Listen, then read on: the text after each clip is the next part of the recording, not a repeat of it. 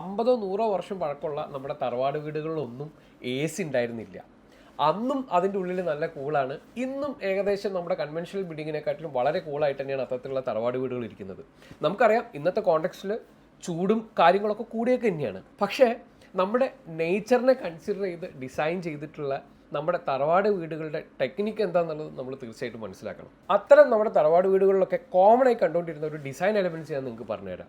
ഒരു നടുമുറ്റം ഉണ്ടായിരിക്കും നാച്ചുറലായിട്ട് കൊണ്ടുവരുന്നതിന് വേണ്ടിയിട്ട്. അതുപോലെ തന്നെ ജാളീസ് കാണാം. വെന്റിലേഷന് വേണ്ടിയും അതുപോലെ തന്നെ ഡിഫ്യൂസ്ഡ് ആയിട്ട് ലൈറ്റ് എത്തിക്കുന്നതിന് വേണ്ടിയിട്ടാണ് ജാളീസ് അന്ന് യൂസ് ചെയ്തിട്ടുണ്ടായിരുന്നത്. അതുപോലെ തന്നെ വീടിന് ചുറ്റും വരാന്തയും കാണാം. ഡയറക്റ്റ് ആയിട്ടുള്ള സൺലൈറ്റിനെ ഷീൽഡ് ചെയ്ത് റിഫ്ലക്റ്റഡ് ആയിട്ടുള്ള ലൈറ്റ് അകത്തേക്ക് എത്തുന്നതിന് വേണ്ടിയിട്ടൊക്കെയാണ് അത്തരത്തിലുള്ള എലമെൻറ്റ്സ് ഒക്കെ യൂസ് ചെയ്തിട്ടുണ്ടായിരുന്നത്. ഇത് നമ്മൾ സൺഷെയ്ഡിൻ്റെ ലെങ്ത് കുറച്ചും ഫ്ലാറ്റ് ആയിട്ടുള്ള റൂഫ് ചെയ്തും എക്സ്പോസ്ഡ് ആയിട്ടുള്ള വാള് ചെയ്തിട്ടും നമ്മുടെ വീടിനകത്തെ ചൂട് നല്ല രീതിയിൽ കൂടി. എന്തിനധികം പറയുന്നത് AC വെച്ചിട്ട് പോലും നമുക്ക് ആ ചൂടിനെ കൺട്രോൾ ചെയ്യാൻ പറ്റുന്നില്ല. അപ്പോൾ നമ്മൾ മനസ്സിലാക്കേണ്ട ഒരു കാര്യം, നമ്മൾ എപ്പോഴും ഡിസൈൻ ചെയ്യുന്ന സമയത്ത് കോണ്ടെക്സ്റ്റ് മനസ്സിലാക്കണം. നമ്മുടെ നാട്ടിൽ ഒരു ഹോട്ട് ഹ്യൂമിഡ് ക്ലൈമറ്റ് ആണ്. നമുക്ക് എപ്പോഴും പോറസ് ആയിട്ടുള്ള ബിൽഡിംഗ് മെറ്റീരിയലും നല്ല രീതിയിലുള്ള ക്രോസ് വെന്റിലേഷനൊക്കെയാണ് നമുക്ക് ആവശ്യമുള്ളത്. അപ്പോൾ ഡിസൈൻ ചെയ്ത് നിങ്ങളുടെ 3D ചെയ്യുന്ന സമയത്ത് അല്ലെങ്കിൽ കൺസ്ട്രക്ട് ചെയ്യുന്ന സമയത്ത് ഇത്തരം കാര്യങ്ങളൊക്കെ കൺസിഡർ ചെയ്ത് നന്നായിരിക്കും.